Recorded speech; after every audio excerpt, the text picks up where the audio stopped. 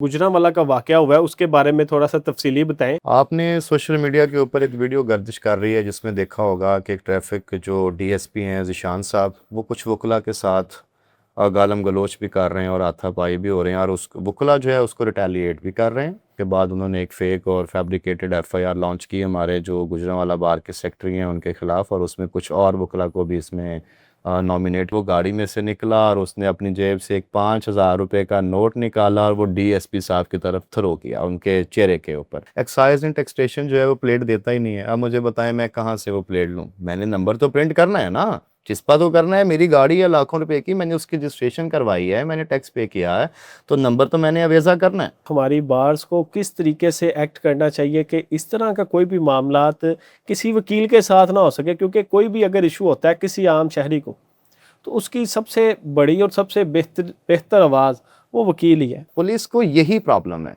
Police ये चाहती है कि जिस तरह हमने सिविलियंस को एक कॉर्नर में फिट कर दिया है दीवार के साथ, इस तरह हम इस कुव्वत को भी करें, लेकिन नहीं, वकील जो है वो रेजिस्टेंस का नाम है। जहाँ पे वकील का नाम आता है, लोगों को इस तरह का गैस्चर जाता है, लोग ये समझते हैं कि ये बंदा ही गलत है, ये वकील की ही गलती होगी। लेकिन सिविलियंस शायद उन लोगों के दिमाग को ये बात बताई जा रही है कि हम वकील जो हजरात जो हैं शायद कोई गलत हैं। क्योंकि देखें, किसी भी सरकारी डिपार्टमेंट में या किसी भी जगह पे अगर आप देखते हैं कि वकील वहाँ पे आर्गूमेंट्स कर रहा है या वहाँ पे रिटेलिएट करता है, फोर्सफुली पुश करने की कोशिश करता है, तो वो किसके लिए कर रहा है? वो अपने साइल के लिए कर रहा है।